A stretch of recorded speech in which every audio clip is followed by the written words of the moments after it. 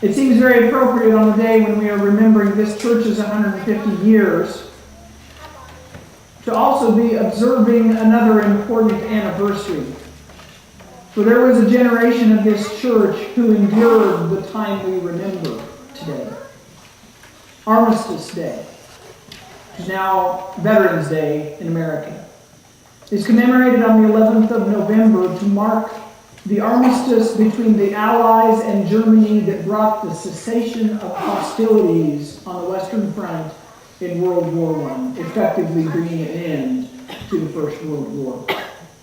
That armistice took effect at 11 o'clock in the morning, the 11th hour of the 11th day of the 11th month of 1918. Today we hold a solemn observance in remembrance of this and honoring all who have served in our nation's military. At 11 o'clock now, we observe silence while the bell is rung 11 times, for 11 o'clock marks 100 years since the end of the First World War. We ask that any U.S. veterans please stand at this time.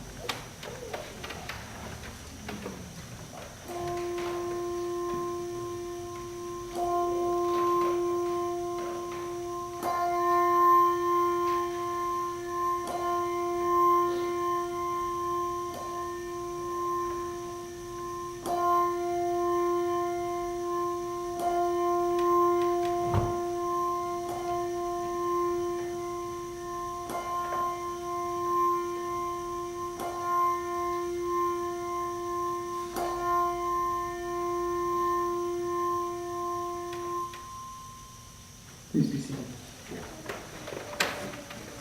This is a letter written by a member of the American Expeditionary Force in World War I, and also a member of this church. Earl Gibson, grandfather of current members David and Bill Gibson. It was written from France 100 years ago today. And though he does not overtly reflect on the significance, moral or philosophical, of the armistice, I cannot help but note how many times the word peace appears in this letter. November 11th, 1918. The armistice has been signed. The French people are all intoxicated with wine and happiness. It is very dangerous to go out on the streets. The girls try to kiss you, and even some of the men. Monday evening, I had a beautiful evening with the Red Cross girls at their lovely home. I wish I could express my feeling to fall into one of those deep cushioned chairs and a fine piano to exercise your fingers on. And that real supper in a real dining room. The table was decorated in red, white, and blue, and each plate was a small cookie with little French flags stuck in them. The room was lighted with a blue light, or I should say small candles, one at each table with colored shades. The fun of it was that the buck privates ate their ice cream in such lusciousness, while the two majors, one captain, and a lieutenant ate theirs in the kitchen. Later in the evening, the officers and their girls played the piano and sang the latest songs, while we clapped the encore and dressed up in the officers' coats to see how it would feel to carry the bars on your shoulders.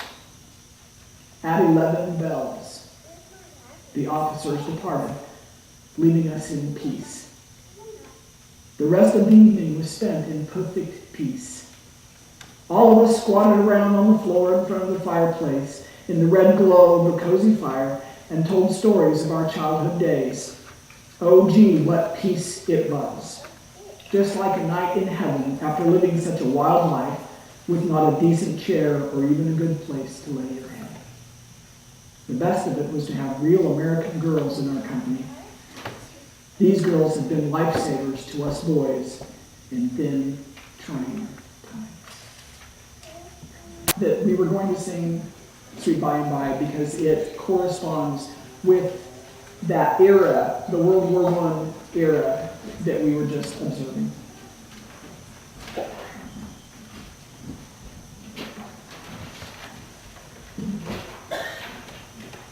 don't often think about what was going on in the world at the time when the songs that we were familiar with were being sung to begin with. And what was going on when Sweet By and By was first being sung was the First World War.